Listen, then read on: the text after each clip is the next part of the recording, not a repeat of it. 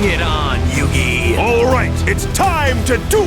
That's a nice attack, but I'm not down yet! You're listening to the Shadow Realm Podcast, brought to you by Bemani Lounge. Welcome to the Shadow Realm Podcast, episode number 4. I'm your host, Henry Furchow, and here I have my guest co-host, Eric. How are you today? I'm good. How are you? For those of you who don't know, because I guess, you know the Jeff Joneses, you know the Billy Breaks, you know the Patrick Hobans. Who is ERIK CHRISTENSEN? Like, why do we care about you? What's your accomplishments in the game? I think the biggest one people know me for is the Infernoid guy. I went 16-0 with Infernoids. And then I went on to win Nationals and got second at Worlds. Is that all? I got top 8 at a ARG before all of that. Okay. All right. There you go. If that's not enough for you, then I don't know what to say. I mean, I don't have any of those. So that's very good. Especially Worlds. Like, what is that like, being on that kind of stage? It's a lot different. It's the hardest locals you ever play in. The hardest locals you'll ever play in. Talk about Shinsuke. Was he a good player? Yeah. I mean, I don't agree with some of his deck choices, but now that Worlds was already like 4 years ago, but I remember watching you play from a hotel room I was watching when I was on vacation. I remember you didn't really get to play the game. You kind of bricked with, I believe, Cards of Consonance. You drew 3? Game 1, I just lost. He had Baylor on my only play, and then he just had a good follow-up and like killed me. The Blue Eyes Mirror match? Yeah. And game 2, I opened 2 Cards of Consonance with a anti-spell. So it was rough. Didn't draw anything. And happy, yeah. Do you think if you drew something, like, you could have won that game? Like, I forgot, like, was his hand really good, or? Game 1, if I literally had any sort of, like, extender beyond normal summon my guy to search the stone. I had a Card of Consonance in game 1, and I tried summoning the guy to search the stone. He Veilered it, and he didn't. I don't think you realize that that's going to win you a game, but it did off that. So game 2, there wasn't really anything. I just drew a really, really bad game 2. Nice. Well, obviously there's a lot to talk about between, all of your accomplishments and this and that and the other, because I know that once I saw you went 16-0 in the middle of, BA format with Infernoids, like, that's pretty crazy. So let's backtrack though. How did you get into the game initially? How did little Eric start on his path to become the king of games? I think like a lot of kids, at least around my age, when Yu-Gi-Oh was first coming out, I got the Yu-Gi and Kaiba structure deck for Christmas. That was kind of what started me. I just played my brother for most of up until my like senior year of high school. We just played off and on, like, I would say every like 1 or 2 years we'd like get back into Yu-Gi-Oh for like 2 or 3 months, then go off of it, get back in, go off. Back in high school is when my friend was like, "Yo, you can play Yu-Gi-Oh online now on DN," and I thought that was cool. And I remember playing with him. He was playing Lightsworn, and I was playing like my water deck. It was just your water deck. Was it like Mermails? No, it was like Catapult Turtle, and it was like a water dark deck. It had Dark Worlds in it. It had like all the Dark Worlds that you've never seen play, like Zur, like the vanilla. My guy played the ones from the anime. Yeah.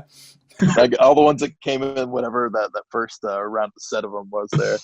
And I remember playing that and getting destroyed, and I was like, all right. And I went to locals with him one day just to like see what it was like, because I'd played back originally in I was like 5th grade. I went to a tournament, and I distinctly remember one match. I have no idea what the guy looks like or anything, but he was playing that Magical Scientist FTK deck. I told him he was cheating. Did people tell you that you were cheating when you like went 16-0? Yep. You're good friends with Michael State, correct?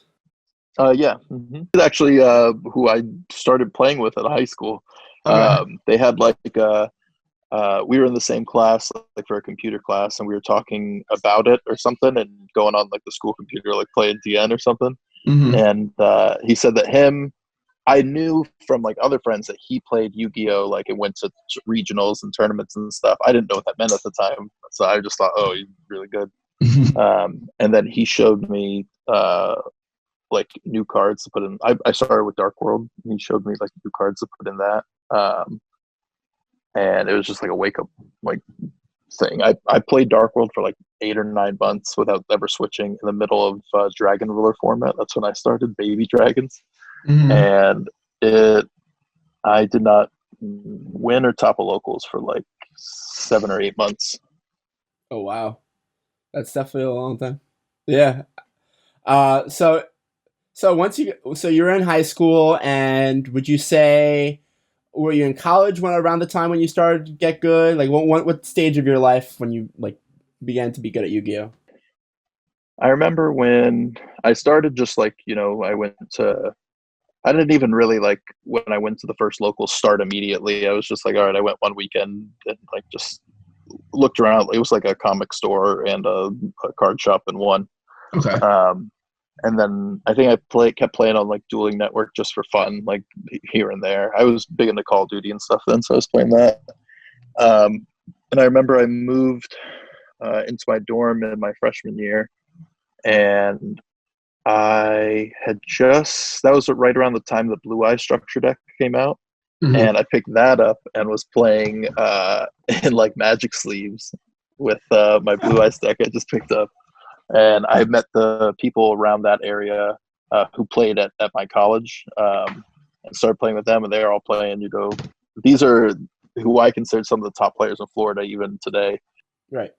They were playing, full power dragons and spell books and all that against my little Blue Eyes and Dark World deck. So didn't too fare too well. Not too well. That's the locals I started going to there. That was like my first real locals. I played a little bit up, where I lived before I moved to college, but not really. I lost everything there. So you could say that you failed a lot before you found success in the game. Is that correct? Definitely. Yeah. It was, I still remember playing Travis Smith. That's who I ended up going to Worlds with at a locals. He was playing Geargia right in that format. I was still playing Dark Worlds. And I still was learning. I didn't know what Geargia did even really. So I remember I had Eradicator, and I used it on him and called spells. That's what you normally call with the Eradicator. But Geargia doesn't play spells. All they do is play traps. So he's like, okay. And then set 4 traps and like killed me the next turn. And I played like him and just this guy named Eddie and Jesse. All these people they consistently won the locals every week.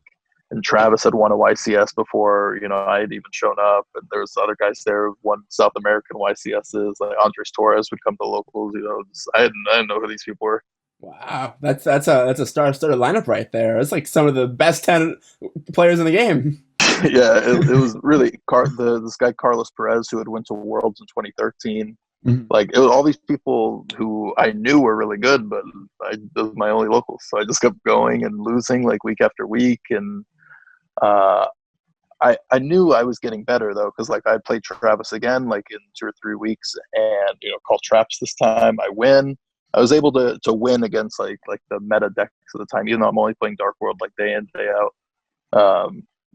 That was like it evolved from that into like the Mermail Fire Fist format, and then just kept pushing through that. And I think I finally switched whenever Infernity became big. All my friends who went to Nats that year when Infernity won were playing it, and no one really, understood how good that deck was. I feel like at that Nationals, it was really underrepresented, I felt like.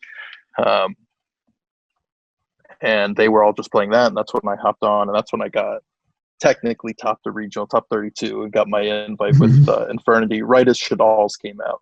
That was like that super poly Shadal like deck. That was my first like top region. Oh, okay. There you go. That's actually when Shadal's came out. That's when I took the game seriously. But I was still playing at locals. I didn't go to regionals for a very long time. Like I personally remember my first locals experience. I went to this locals. It was in the middle of Flushing, New York. It was underground. You had to go through this mall to go, and it was like underground, and it smelled like fish. It was really bad, like in the middle of Chinatown. It was sketchy. You thought like you could easily get killed down there. they ended up relocating, so I only went to this location once, but I remember it was like horrific. But it was so exciting because I was playing Yu-Gi-Oh! Like, it was like from the show, you know? I was like risking my life to play Yu-Gi-Oh! I'm like, that's how Yugi did it. And so I ended up taking X Sabers, which was like my favorite deck, and I this was like way after X Sabers were good, mind you. So I ended up like losing my first two matches, and in the middle of the tournament, I switched to Dragoonides, which I had on me. So, and then I lost, like I had like one win off of a bye, and I went like X4 at locals, and I remember that feeling. I was like the worst player there, and I'm like, you know what? One day I'll be the best player, and like being the best player at locals, like when you first start, it seems like such like it's crazy. Like you think it's like mission impossible, but then like when you're sitting there in the top tables of like a regionals or a YCS, it's like, you know, you're doing that and then some.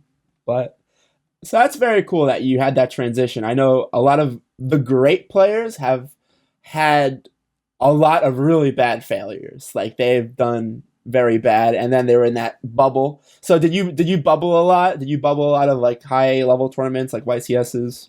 I basically, when I started where I lived, I was in my family and stuff lived in Fort Lauderdale, and then my college was in Miami. So I would pretty much go between the two.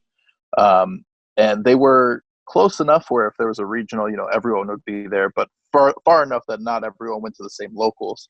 So when I was in Miami, I'd be playing against like Travis and Andres Torres, those people. And then when I'd be home, the people who lived up there were Kamal, Andrew Fradella, like all these people. So it didn't matter where I go. I'm still, you know, going through the grinder every local I went to. That's why it was so. It's good practice. Yeah, I was just day in, day out playing the same deck. And I remember the only time they would, besides a regional or a big tournament, that they'd all merge is if they had like a case tournament or like a prize card tournament. Okay. And there was one that actually happened in around my area up there, and all my Miami people came up and they were playing like with. I remember it was top 8 was like me, Kamal, Fradella, our other friend Ricky, Eddie. Like it was a stacked top 8, and I was playing in top 8 with a Dark World still against like the Mystic Dragon. Like you got some good mileage out of that Dark World deck.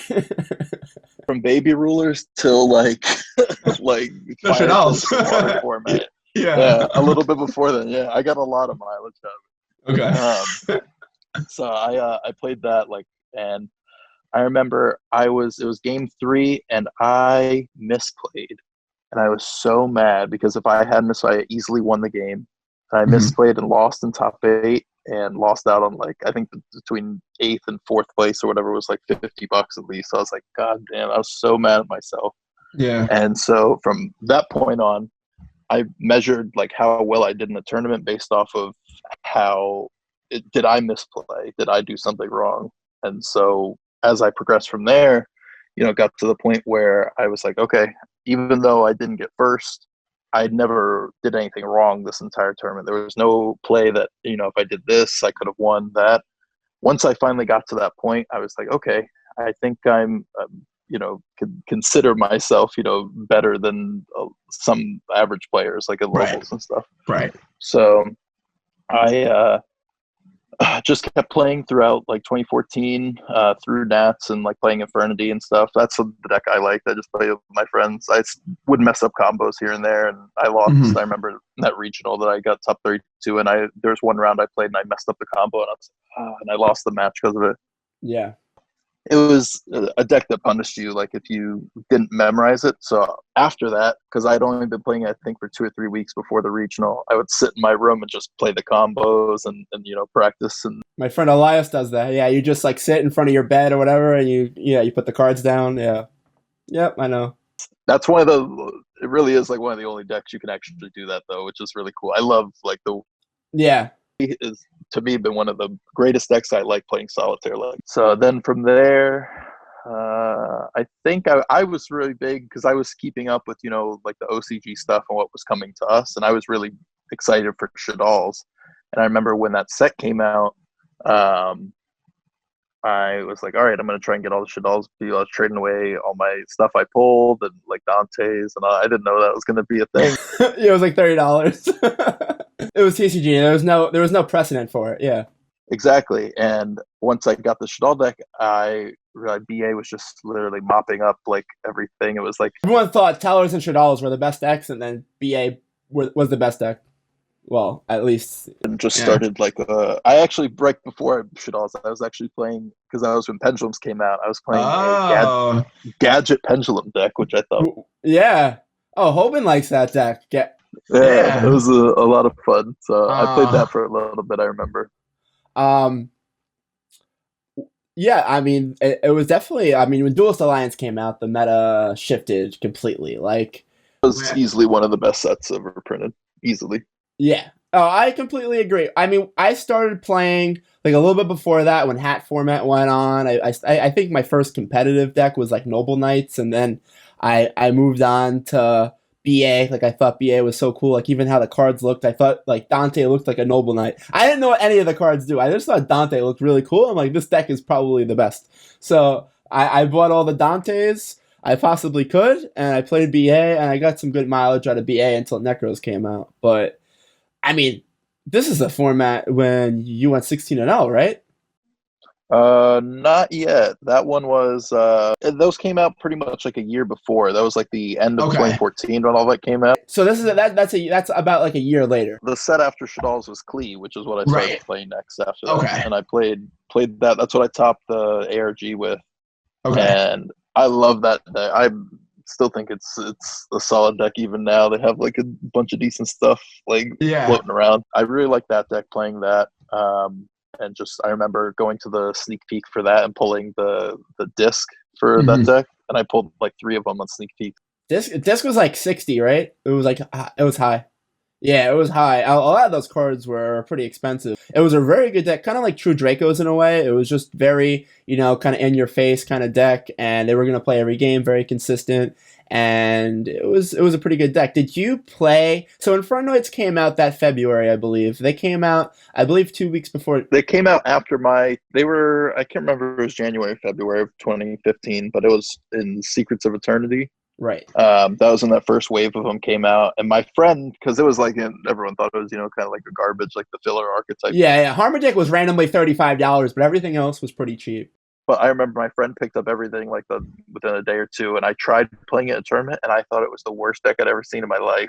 Did you play Evil Hero Infernal Gainer? No. Okay. I didn't know that card does. Oh, it allows a fiend to attack twice or something. All I know is that it could like do lethal with Atondel. You attack like 5 times or something like that, or like double damage. I don't know. It was like a one of reasoning target that because Decatron wasn't a thing. What were the reasoning targets? I forgot. Like one of them was. I think we were playing still the Lightsworn engine in that.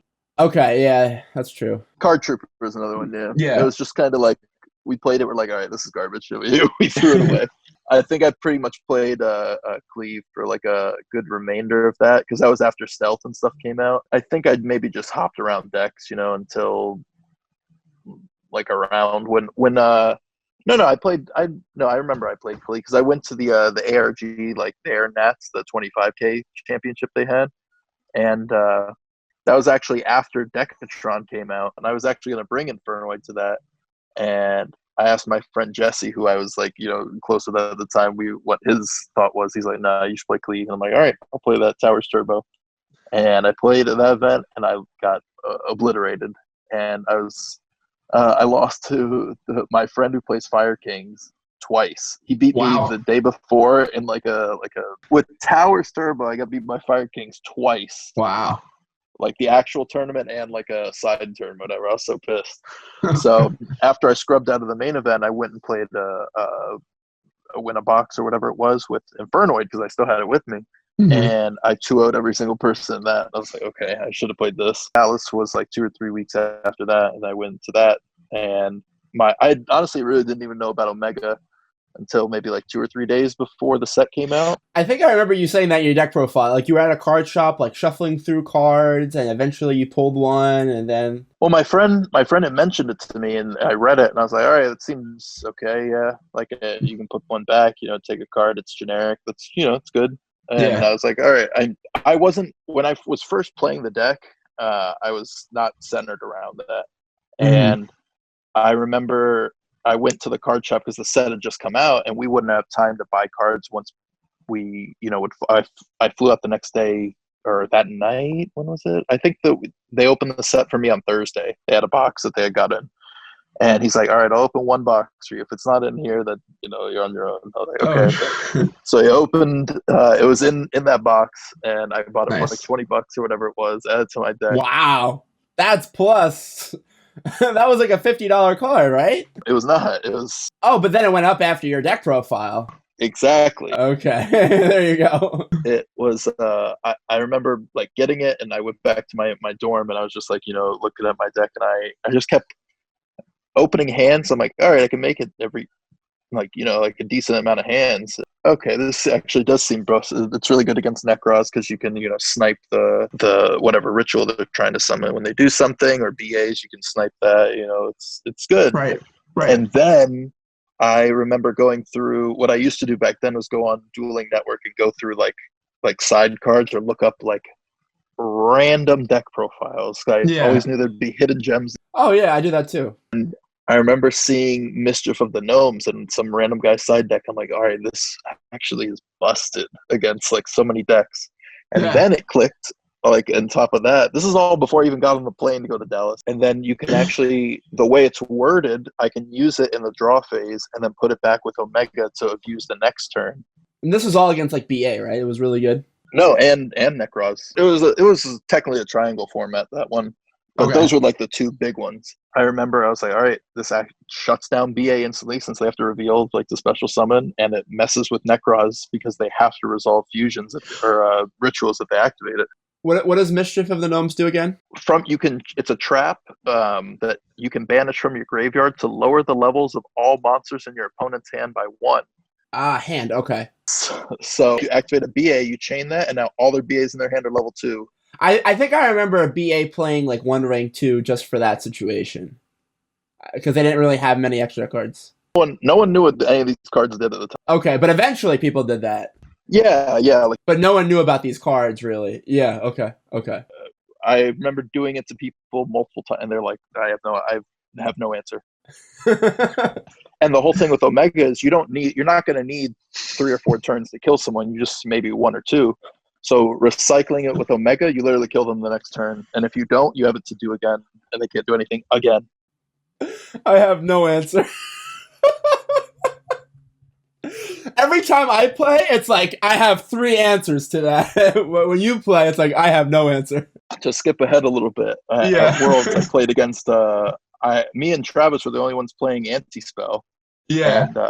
And everyone, I guess, criticized or like thought we were dumb or something like that. I literally was playing my top 8 against the guy playing Magispector. Yeah. And game 2, I flipped the anti-spell. I'm going first. Yeah. And he called over the interpreter, like / judge or whatever. What does this card do? No, and I was like, oh shit, did I do something wrong? He's listening, and he's like, he would like to concede the match because he has no out in his entire deck to use. What? No! Oh my gosh. That's crazy. Oh my gosh. I definitely like hearing I have no out to anything. I have no answer. That's what I'm gonna say. When next time, not even in Yu-Gi-Oh, like when something bad happens to me, I'm just gonna say I have no answer to that. I have no response. I would like to concede the game. It was funny because at Worlds you weren't allowed to just concede games. You have to play it out for the sake of. There has to be like an unwinnable situation that you can prove. And, they have a copy of your deck list, so they know. Like, he's like, I didn't side. You can check my side. I don't have a way to destroy that. So can we please move on? Yeah. They're like, yep. So that's Yu-Gi-Oh. I mean, it's just a battle of deck building, and obviously there's technical play and there's variance and what you draw, but deck building is a big part of it, definitely. So I think that's the main core of it. If you truly can't like make your own deck and learn it inside and out, you're probably not going to get too far, in my opinion. I completely agree. So you found all these cards like pretty much like a couple days up until that YCS Dallas, right? Yeah. So like you showed up, you had your Omega card in your extra deck, and you played, you play the Infernoids. Did you like realize like during the tournament when you were like, say like you were 4-0, you were 6-0, you were 8-0, you were in top cut? Like, did you realize at that point like how good of a deck that you built? Honestly, I realized it beforehand. Okay. I knew that it was like I knew Infernoid when I still to this day think Decatron is probably in the top 3 cards ever printed because of what Infernoid as an archetype is. It is physically the answer to any card in the game. It's one of the best reactive cards ever, I would say. Yes, and I knew even before Omega was like in the picture, I was like, all right, this is a really strong deck.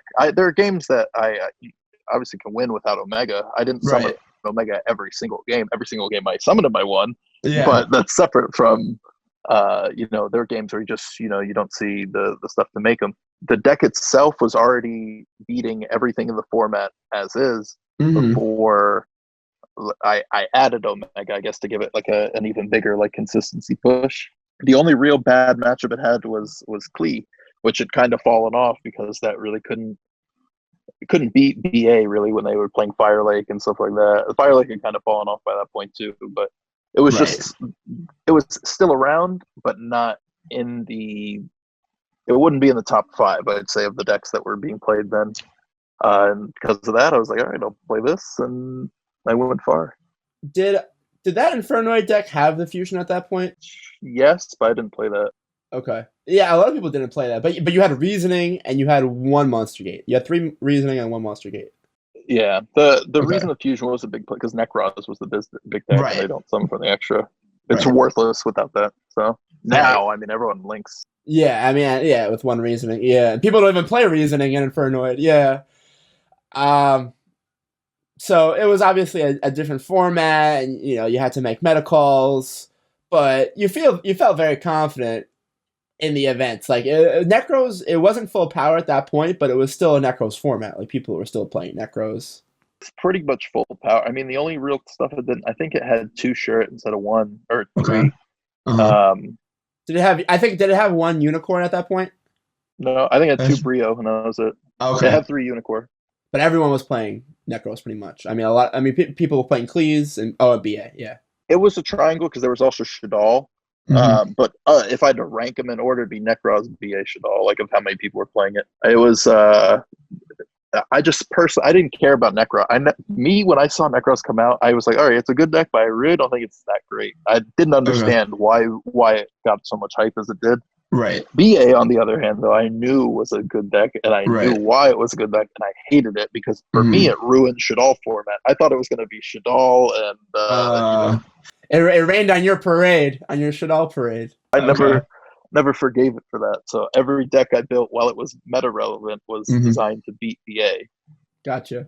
That was all my stuff. If I played, Galaxy Cyclone the main to pop their back row, even though Necros doesn't and all that, I hated that deck. Here I am talking to a guy who won Nationals and got second at Worlds, but I'm more fascinated about this whole Infernoid deck because, I think that of all the other tournaments were like, to me, even me, they weren't as interesting or exciting. There's definitely good stories in both, but I think the YCS one really was like the one I hold most. Like I remember vividly like getting like the notification on my phone from YouTube like when your deck profile came out. It was like I forgot what channel it was on, but I remember you wore like a very flimsy like pro play game shirt, and like it was a white shirt.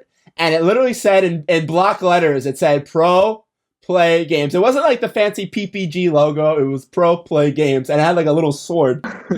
Machado actually went to my, he went to the same college as me. And he would go to the same locals. And I remember back when it was him, trading out of his backpack and stuff. And doing trades or whatever.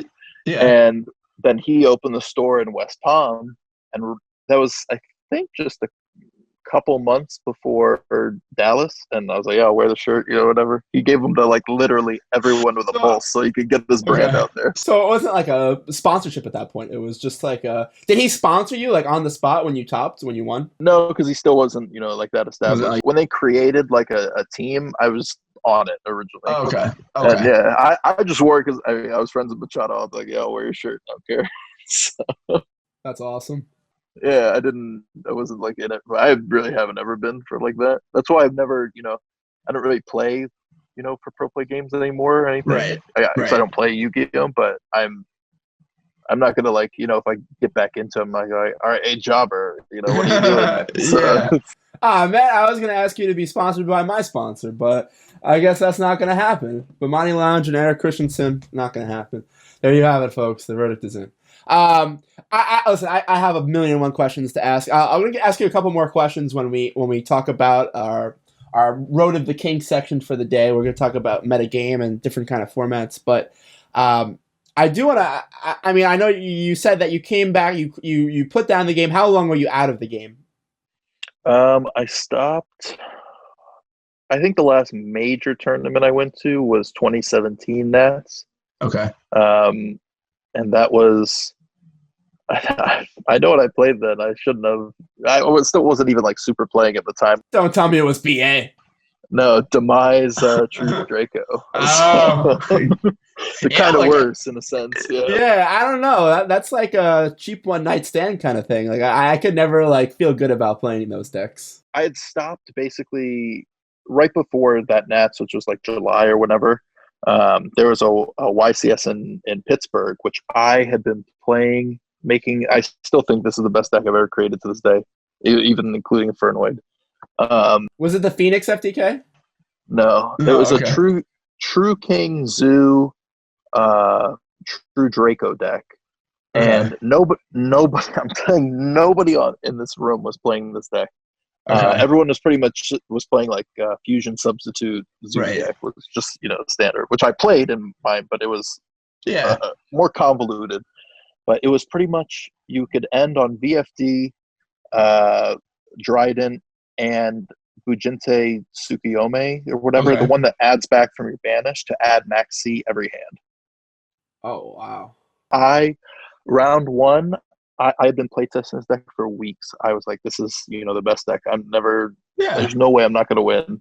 Round one, I played against a 60-card grass deck and got 2-0'd in like 15 minutes because I bricked both games, which I never bricked with this deck. I was so upset. Yeah. And he opened grass both games. I was like, okay, whatever.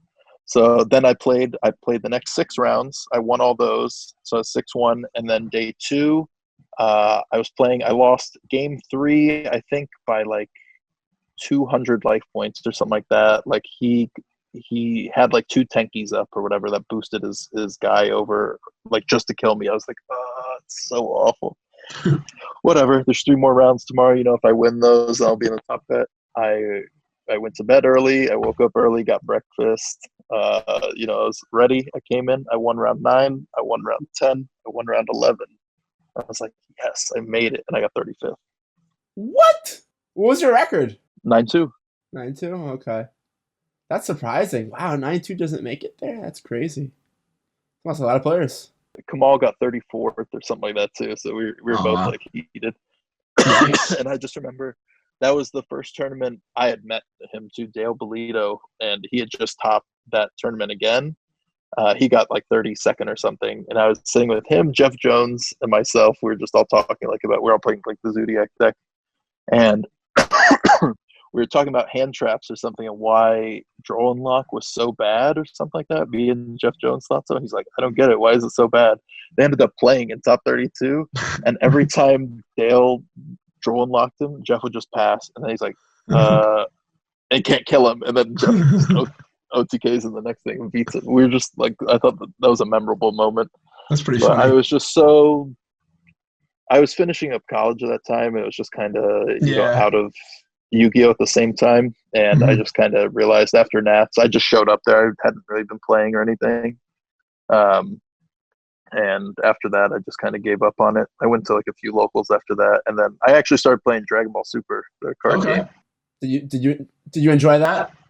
I love Dragon Ball Z first off, and playing that. It was when it first started. It was kind of like all the rejects from like other card games all came to one, so it was like kind of easy pickings. But it was also like a big money maker in our area because like the promos that they gave out just for entering were $100 each. Wow. And we would literally just go to locals and like win, $800 at locals. It was crazy. So we went to that. I played that. I still kind of play it now. I've dropped off in the past like few months, so I've been playing Yu-Gi-Oh. But I got my first ever regional top in Dragon Ball Z. Wow. One of those. Yeah, so I was happy about that. Was that like a top 8 kind of top, or was that like a top? 32. Top Okay, eight, wow. Top 8. Yeah, I was happy, and I was playing. It was another sort of like my Yu-Gi-Oh career deck. No one else was playing at the time. Nice. That, and then we went to the first ever nationals for that. I got top 32 at that. Nice. You're just natural when it comes to card games. Are you this? Are someone once told me that you are. I'm trying to think of the person. Do you remember Abe Thalos? Yes. Okay. Abe said, I remember this is a long time ago, and it just came to me. So Abe Thalos, for those of you who don't know, is Patrick Hoban's old roommate from college, I believe, and he eventually got into Yu-Gi-Oh. But he also played Infernoid, and he said that you are the luckiest person he knows. I think that's I definitely have a lot of luck on my side, but Okay. I also think it gets overcredited. I think in certain Okay, aspects. gotcha. But I definitely do have a lot of luck. Well, there you go. I mean, if anyone out there, from our audience, our 4 subscribers out there, if you are ever entering into, a lottery of some sort, just give Eric a call, tell him to pick some numbers out of a hat. He'll probably win you $1 million. So I remember there was a Pro Play Games on their like Miami Yu-Gi-Oh page or whatever. They were doing 1 month raffle. Anytime you entered the locals, you would get entered into the raffle like once. So my friends, went to locals like this is like I think a year and a half ago, went to locals every twice a week or whatever, had like 8 entries. There was like 90 people in it, and I had gone 1 week, and I won the raffle. Oh my gosh. oh my gosh. All right. Next section of the podcast. Let's talk about the meta currently. So you recently got back to the game. You said around Shadal, when Shadal came back the second time with the new structure deck with Wendy and Apgalon and all those new cards. What do you think of the current format? Obviously, probably not playing as competitively as you were back when you got second at Worlds, but do you have a stance on the format right now? Do you like one deck over the other? What do you think of the format? Yeah, I don't really base like what decks I like based off like the meta. It's just kind of what I think is good. Right. And even before it kind of popped up when they first started doing like the online tournaments and stuff, I really liked the Adamantipator deck. I thought it was really cool. Mm-hmm. I wasn't playing the whole Go engine. My friend had told me about it. He said you should play Go in your deck, and I remember reading through all of them. I was like, I don't know which ones he meant, so I'm just not gonna. I had no desire to read these cards. Like, I know that Cody Angeloff was playing it. I read them all. Yeah. I read them all, and I was just like, "Am I missing something?" These all seem like they suck, so I didn't get it. Yeah. And I was playing like I still play like a little bit. I've kind of taken this part out, but I was playing the Hexial Fusion to make like Exterio, like Nature Exterio. Someone was doing that in our tournament group. Yeah, that's a thing that you could do. It's cool. I'm probably getting a beard, but yeah, it's cool. That's why I was playing. Like, I like the deck because it has protection just built into its combos automatically from like the Kolaki Meru guys. That's why I like it. Yeah. So I was playing that. I've been playing Mermail. I think Mermail is actually we played like a rogue format tournament. My locals yeah, we did that last week. And they originally made a list of all the stuff to be banned, and I didn't see Mermails on there, and I literally had to like tell them that trust me, because you can if you open Teus and Dragoons, you can literally rip 4 cards from the opponent, and you can't get Nibiru. You literally just mentioned 2 cards. 2 episodes ago, we were talking on the podcast about 2 cards that I think should be banned. Or was it last episode? And I said Block Dragon and Moon Glacia. I think those are cards getting banned. Because Block Dragon just too much recursion, too much free advantage. And I think Moon Glacia is too convenient. Like, it's too, all right, you have 5 cards in your 5 waters, and then you just rip 2 free cards. Some people disagree with me on that, but I don't know, we've seen Elemental Lords get banned before. I think Grand Soul got banned. Like, these cards are just, too good. So, we'll see where it goes. I don't agree with Moon Glacia. I think that one's fine, honestly. But I do agree with Block Dragon. Okay. I do think it's any card that searches 3 cards, just, shouldn't exist. Do you think that water? It just kind of popped up as it is, Right. just the deck that came out. So Yeah, that's true. Do you think water will get hit at all? no, I think they're supporting Yeah, it with the new deep sea stuff. Deep sea. I don't think it'll be hit at all. Gotcha. I don't think anything is currently limited for them, right? I think they're currently at full power.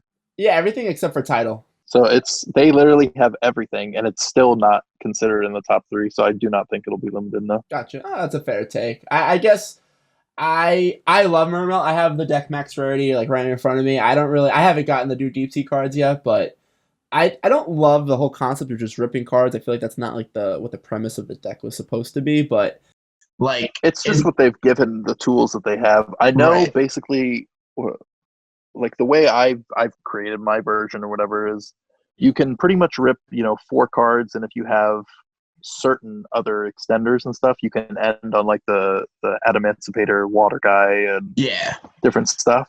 But once the new set comes out, they get a really, really cool card, that Crocodile Synchro card, the level 9. Yeah. And then on top of ripping 4 cards, you now have a reactive draw, like kind of like Trident card, and it draws. Yeah, that's pretty good. It's part of the combo. Like in like when one of the cards you're ripping with is the Desert Locust, the level 6 synchro, and since it's a tuner, you can just use it to synchro into him immediately. All you need is a level 3 card, which you will inherently have because from the original combo you summon Megalo, which can search the sphere to get your level 3 out from the deck. I'm gonna put that into my deck right now. That's awesome. I am getting coached on the podcast. This is live. This is on the spot. We didn't pre-do this. I am getting coached right now. So all right. So now that I know what to do with my Mermail deck, what do you think of the Eldlik deck? Because it started off as a very reactive trap deck, kind of similar to like Fire Fists, where they would have a little bit of a push and they would set some traps and kind of go back and forth. Now they have like this whole Halqa Fibrax combo where they normal summon Jet Synchron, and that ends on Savage Arclight, and then plus 4 cards in hand. What do you think about that deck? I think it definitely, when it first came out and people were, playing that against like the rock deck and stuff, to me, it was pretty lackluster. It was just, like a back row deck that kind of didn't really do anything. Right. Now, while that's a good combo, I think it also kind of like semi goes against like the kind of deck strategy that it is, that it's like a back row deck that it's not really going to get hit by some of the cards that are in the meta, like the Nibiru or Dark Ruler, stuff like that. But when you incorporate all that stuff, you're able to be hit by that, which while it increases your like what you can do, it also increases what you can get hit by. So I honestly haven't played enough to really know if it's really, really good that way or anything. But no, that's a very good take about it. I mean, I personally, I've been stressed over the meta for a little bit just because I feel like it's so hard to win right now, just because it's hard to be dominant right now, because I feel like the old style of deck building where it's like you have to have certain ratios, this and that, and then right now, like everyone, like there's no variance. Everyone's just playing 3 Dark Ruler in their main deck, which is a good meta call. But like I feel like if they draw that card, then they have their combo, then they win. If they don't have those things, then they lose. It's kind of like hit or miss. There's no interaction really. Yu-Gi-Oh's kind of always been like that though, just in different forms. Like before it was Max C. Right. If you're playing BA and you get Max Seed, it kind of feels like a death sentence at that point. So I think it just evolved, the cards. It's kind of the same premise. It's a little bit different just, now, like Maxi before you have the option, to continue or not. Like now you can't respond to Dark Ruler. Right. It's like can't respond. And the only restriction on that card is like they don't take damage, but it doesn't matter because the game's over anyway. Yeah, if you break their board, it doesn't matter. What do you think about like all these cards like Lightning Storm and Evenly and Dark Ruler and Super Poly? Like, if you were building a deck right now, would you just play 3 of all of these cards, or would you play like 2 Ash, like 1 Bell? Like, would you play a mixture of different cards? No, I think if you try and squeeze everything in by playing like 1 or 2 copies of it, it just kind of gets like too clunky. I think I'm a fan of, it's not always correct to do it, but if your side deck is only 5 cards and it's 3 of each, you're on the right track, I feel like. You definitely have to be careful with oversiding though, and like what matchups and what covers what. Yeah, definitely. It's just more so like if you can figure out what cards are going to hit, a majority of your matchups over. It might not hit all, but if you can, figure out what's in your area popular or what you've been running into over and over again. Sometimes you just make a incorrect call. You can't really fix that if you think you're going to play against something and then you don't play against any of them. It's not your fault. Not your fault. So do you, after this whole quarantine thing is over, do you consider yourself a Yu-Gi-Oh player? Are you going to continue playing the game? Do you have any aspirations to finally getting that UDS belt that you also are missing from your trophy case? I played in the regional. I started playing basically back as soon as the Shadal structure deck came out. I played in the regional and just got obliterated in that. But I won a couple of the online like locals that we've been doing. I won a locals at my actual store before quarantine and everything, so I was happy with that. There you go. But I think I don't know if I'm traveling yet, like to YCSs and stuff. But I'm definitely like playing into it more. I was playing Dragon Ball Super for a while, and I've kind of like put that to the side and been picking Yu-Gi-Oh back up. Yeah, well, hey, we have our own tournaments. And they're called Bemani Lounge tournaments. They're on Wednesday and Sunday every bi-weekly at 9 p.m. It's like $10 entry. You have great prizes. For those of you who at home who want to enter, maybe play Eric in a money tournament, feel free to sign up. So let's move on. So now, before we started the podcast, I was chatting with Eric, and we usually do a segment on the show called Traveling the Road of the King, and we go over a segment of Patrick Hoban's book. Now, we're talking to someone who was on the same team as Patrick Hoban, and was also, you worked with Patrick Hoban, like, at a real job. So, instead of, like, going into a formal discussion about something in his book, why don't we just talk about your interactions with Patrick? So you worked with him and you were on the same team as him. Did you learn from anything from him? Also, tell me about your stories with Imaginary Yu-Gi-Oh! Even when I was on a team with all these like big name people, I personally didn't really like interact with a lot of them. I wasn't like big participating in like the group chat and stuff. Because 90% of the time, whenever I would say anything to them or to any of like my friends in general, they all think, no, that's garbage. Like any of the cards. He's only a national champion. Even it didn't matter. They all didn't matter. So I just kind of stuck to my own stuff. I always came up with my own ideas, and because people would play them, have no idea how it works, and they'd be like, "This sucks." And I'm like, "All right, whatever." Yeah. So I never really like talked about like current Yu-Gi-Oh with any like pros or anything like that. Really, it was just kind of like my like 2 or 3 friends I actually played with locals and stuff. Right. But I can't remember exactly when it came out, but Imaginary Yu-Gi-Oh originally started. You play like with you pick up 40 commons out of your sneak preview stuff, and when you draw the cards, whatever type of card it is, that's what it has to be, like monster, star, trap. Mm-hmm. But we figured out a way to actually like improve upon that and move it into Imaginary Yu-Gi-Oh in your head. Okay. So we came up with like a set of rules to play. So there are no real cards in Imaginary Yu-Gi-Oh. Yeah, it's definitely, you can't be playing this again. So for those of you at home who are, or either you're listening on Spotify or if you're watching on YouTube, just imagine like bubbles of air, and those are Yu-Gi-Oh cards, and you play with them. Okay, so explain the rules of Imaginary Yu-Gi-Oh for those at home who want to play. Yeah, it's a lot of fun. I really, I personally, I think I am, the best Imaginary Yu-Gi-Oh player. You're the best. You draw reasoning all the time. No, you can't use it. So the rules for it are you can only use cards that are currently at 3 on the limited list. So nothing banned at 1 or 2. Then every zone is considered blank essentially until you declare what the card is. So what that means is you can't search from your deck because your deck is blank. You have no legal target. You can't banish, light and dark to summon BLS. If your opponent mind crushes you, you don't have a card, so that wouldn't work. There also is no extra deck, which is I think the biggest. That's really one of the biggest things for it. A lot of people like can't really wrap their head around that part. So, additionally, if a card is sent to a zone, and it gets its effect as soon as it hits that zone. Like if you banish Necroface or discard a Dark World, you get those effects. Okay. But if they happen later on, like you have a breakthrough skill and you can't banish it because it returns to being a blank card. Okay. But a lot of the times when I tell this to people, and that's pretty much the rules. There isn't really anything crazy about that. And you just made this up yourself? No, this was, I think that's pretty much what the original rules of like the actual card. I think Hoban was actually the one who came up with all of it for like the imaginary portion.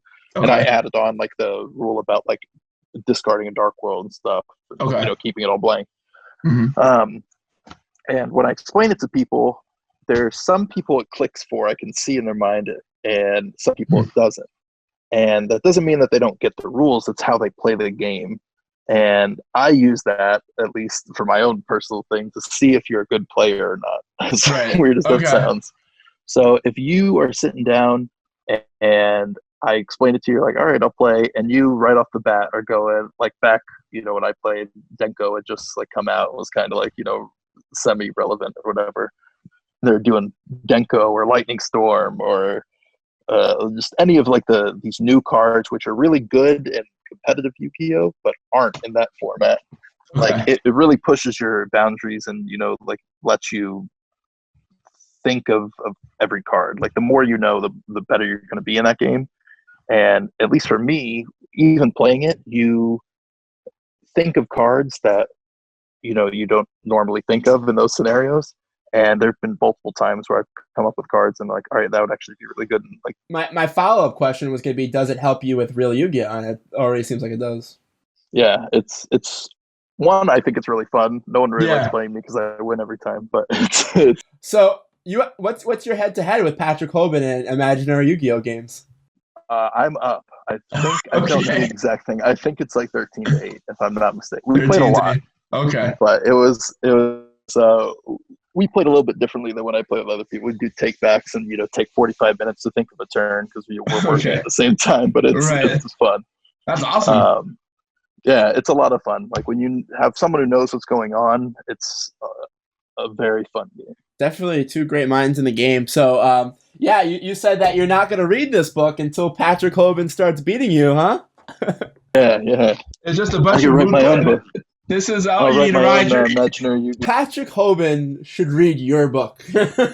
So this is just 400... How many pages is this book? Hold on.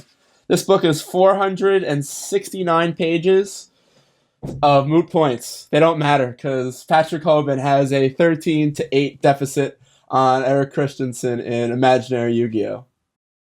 You hit the nail on the head. So I think Yu-Gi-Oh as a game really shouldn't be taken as seriously as some people put into it. I understand and I respect, you know, right. Like I think people put the math and probability and stuff in it. Like Johnny Lee, he's my boss. I work for him. Yeah.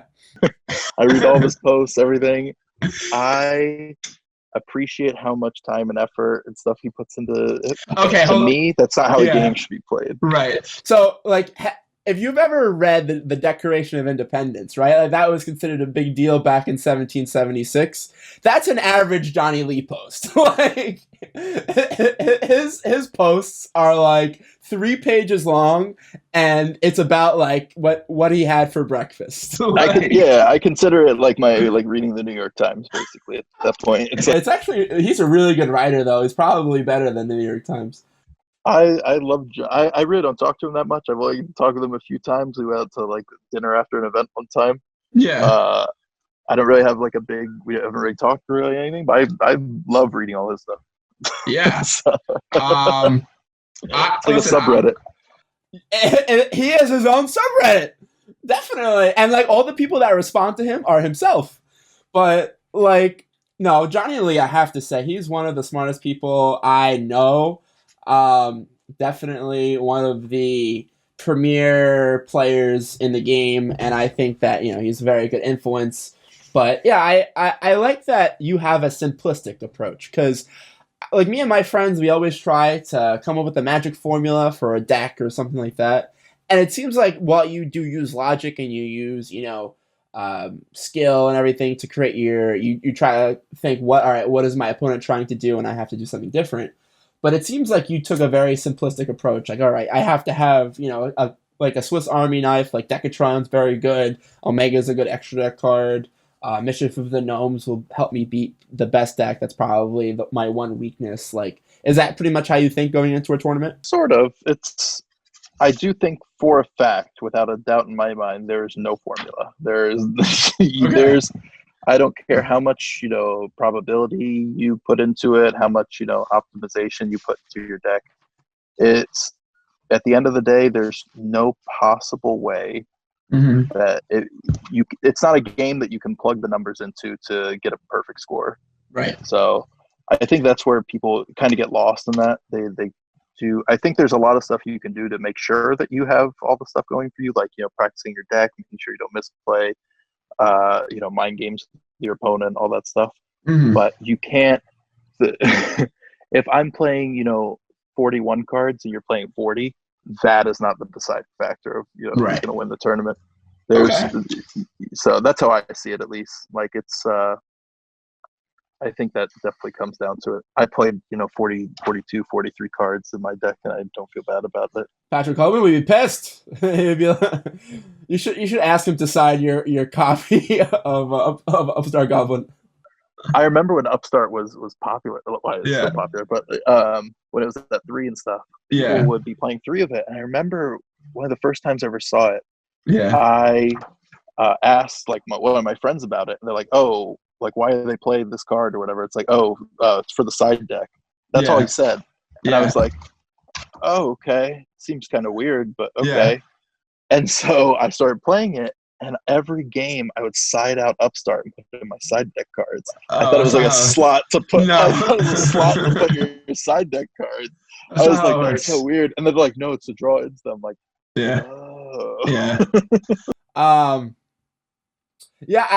I listen. One thing I will take from for Patrick Hoban, we'll talk about format evaluation, page 360 for those at home.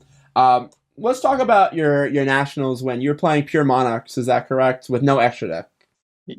Correct. Yeah. And you were playing Domain. Mm-hmm.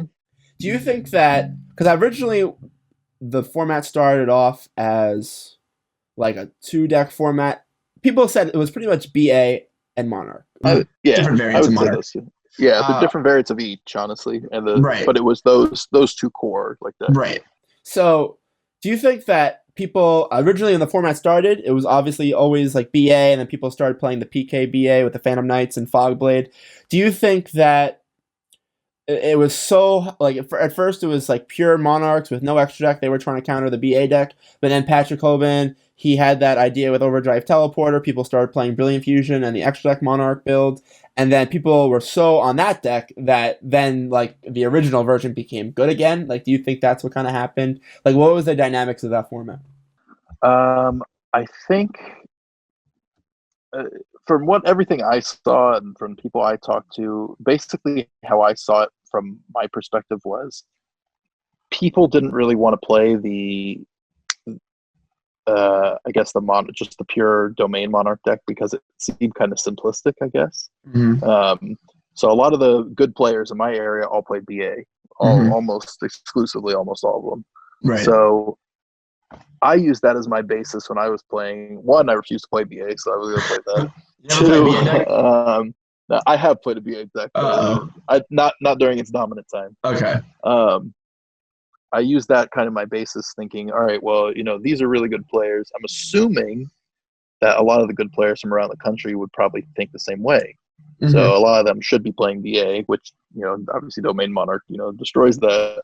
So I know when the extra deck Monarch deck came out as well, like when people were playing that, I remember seeing it and I was like, that literally goes against the whole purpose. It was sort of like the Eldritch deck with all the the combo stuff. It literally goes against the purpose of what your deck is trying to do, which is lock people out of the extra deck. Right. Why are you doing it? Right. So whenever I'd see those decks, I didn't care what variant it was. If it had a Brilliant Fusion or anything, I was like, all right, I got a free win, because I felt they were super. It was by playing that deck, you were already, I knew a worse player in my eyes by playing. Oh wow. It's like to me, if you chose to play that deck at Nationals, that was incorrect. Mm-hmm. And when I sat down and I played 2 of them at National. I technically played 4, but in Swiss, I played 2 true like extra deck Monarch decks. They're playing Brilliant Fusion, all that, and I just 2-0'd both of them. I had no trouble. It was just, I was also playing Twin Twister, which surprisingly a lot of people weren't for some reason, the main deck. Yeah. Which helped me win a bunch of game 1s. Even like negates Brilliant Fusion. It's pretty good. Yeah. Yeah. So I just remember beating them and I didn't break a sweat over it. And then in top 64, we personally thought that any extra deck Monarch deck, regardless of what variant it was, sucked. In top 64, I played against BA Monarch, which is, I just didn't get it. I didn't understand why play Monarchs. They're not going to get you anywhere. Just you play just want BA a draw point. engine. Yeah. So they played that, and there were only 2 BA Monarchs in top 64, and I played 1 in top 64. I won. Played the other one in top 32, and all my friends were like, "No fucking way! This guy's so lucky. He got to play 2 both free of those." buys. Yeah. Literally, that top 32 one was I played. What's the guy's name? Zach Stone. Okay. Who I had he top 8'd Dallas with me, so I knew him already. And he had misplayed. I misplayed. I didn't like that game at all. How I played, I definitely misplayed like 1 or 2 times in that. So that was not a good game. It's on stream, so I was able to go back and watch it and see like, oh, he messed up here. Da, da, da. But regardless, my deck was such a good matchup against that I didn't care. So then from there, I didn't play in Swiss. I actually didn't play any Domain Monarchs. It was only in Top Cut, which is where I thought they were going to be. So I think that kind of just led me to believe that I was right, that it was, the best choice out of the 3 versions, I guess you can say, Extra Deck, that, and BA. Yeah. And it paid off. I was very happy. I played a ton of BAs, and I think I beat all of them. I can't remember. I know I lost to a Cosmo guy, a Pendulum, and one other one. I went X3. I don't remember what the other loss was. It could have been a BA. It seems like your strategy worked. You played a good deck. You made a good meta call. So, do you think that you have a good? Obviously, you don't believe in a formula, but do you think you have good judgment when it comes to what decks are good and like what people are doing wrong and things like that, and you kind of adapt pretty well? I do think that's just something you don't just. I don't believe you just innately have it. I do think it takes time to build up, and to learn, right? Just through trial and error, what is good and what's not.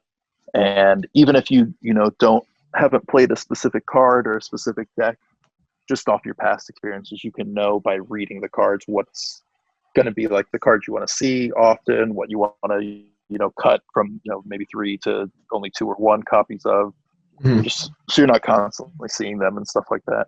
It's definitely trial and error. And it's not perfect either. Again, you can be wrong even after playing 10 years. So yeah, that's true.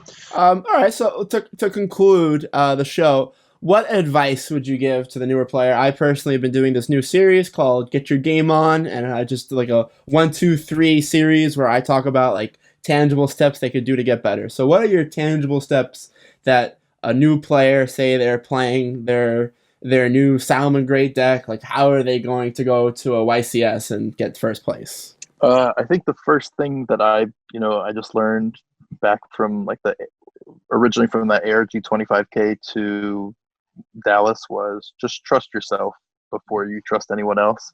While people, if you personally believe that something is going to be good and strong, even if everyone else, literally everyone else thinks it's going to be bad, trust yourself first. It's up to you to, find what works and what not. And if you think it's truly absolutely the best and you just get absolutely obliterated, and see what led you to believe that, and then try and fix it from there. So I think that's the main thing. You say that if you have an idea, go to locals, and then the worst case scenario, you fail and you learn that it's bad rather than someone telling you it's bad? Yeah, it's fine if people think that. I played Dark World for 9 months, so everyone tells me, why are you playing this? It's like, it's because what I have, and I think it's, I didn't think it was a bad deck either by any means. I thought it was a good deck that, I would be able to win eventually, and I was. I eventually got to the point where I was topping and winning locals. Graph is a good card, and Eradicator is a good card. Yeah. It's just, I think you trust your own opinion first is the best advice I can give. Definitely. definitely good to get input from other people, but that's the main thing. I would agree. Eric, we got to have you on again, man. This is really smooth. Thank you for taking the time. I wish you the best with Yu-Gi-Oh! If you continue to play, but just life in general. Hopefully, we'll catch up some more, and you'll be nice enough to co-host a second episode. What do you say? Yeah, for sure. No, it's fun. Cool. Sounds good. Well, we'll get this to Darnell, our producer. He'll put it out, and we'll see what the people think. So until then, I'll see you around, man. The Shadow Realm Podcast, brought to you by Bemani Lounge.